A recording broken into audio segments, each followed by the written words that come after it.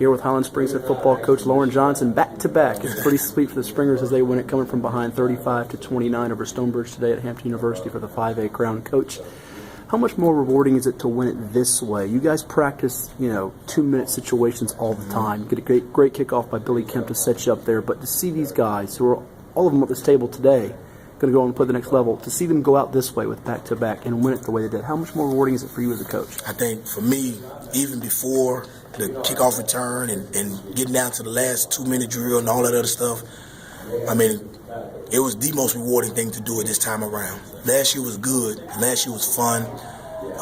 But this time around, man, with the pressure and the amount of pressure to do it, with the kids that we had that were coming back, it is definitely more rewarding. It's something that is a load off my shoulder. I told my wife now we can take a little bit of a break and breathe. The last couple of weeks, man, I've been stressed and not stressed, worried, but just don't know how it's going to work out and how it's going to happen. And, it was great. It was great.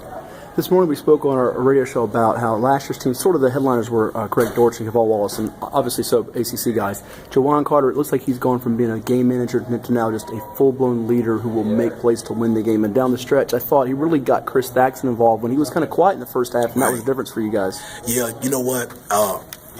Jawan is a consummate leader. He is all over the place. And we started off rocky as him as a leader early this year. His expectations of guys were really, really high, dealing with Greg and Kayvon last year. But after getting that all squared away and getting him to calm down and see it from a different perspective, coach's perspective, he changed. He changed his whole outlook and how he handled himself. Getting Chris Thaxton involved late in the game today, it's just we had to get our quarterback settled and get everybody settled down. And once we got everybody settled down, I think we were able to move the ball effectively and do some of the things we did early in the year. His best pass might have been that 48-yarder on, I think it was third down. You had trips left, and he hit James Jackson on the inside slant, where a lot of quarterbacks would have forced that, knowing the situation. He patiently saw it develop and made the play. Yeah, it's something that we felt like we would get from them early in the game, and they kind of changed up a little bit on us, and then they went back to that because they were concerned with stopping the run a little bit more and not stopping the pass. So once we felt like we had one-on-one with our guys on the outside, we just felt like we would dominate that one-on-one matchup, and James Jackson had a great catch and run.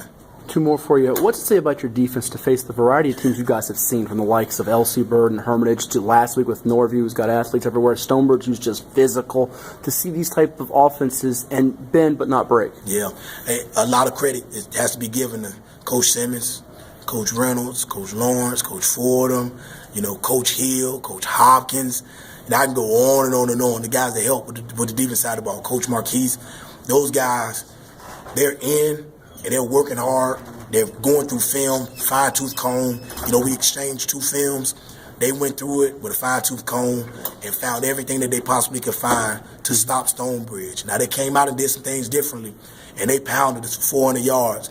But it was a bend, not break situation.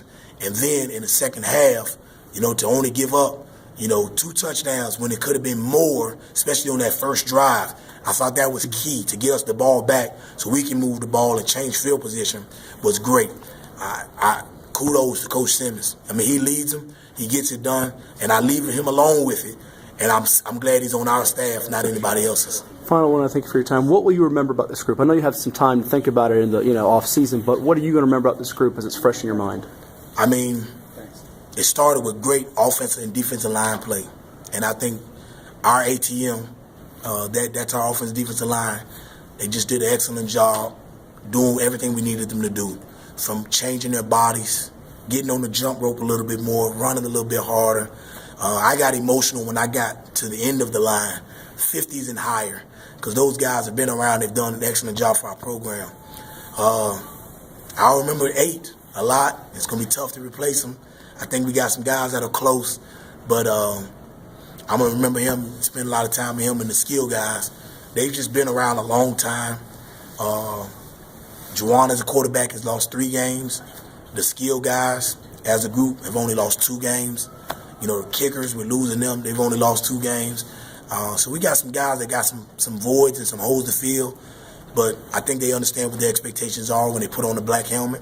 And it's going to be tough, but we'll get back to work here shortly and get everything moving to where it needs to be and play good Springer football in the near future. We'll go enjoy it. Congrats. Thank you, sir.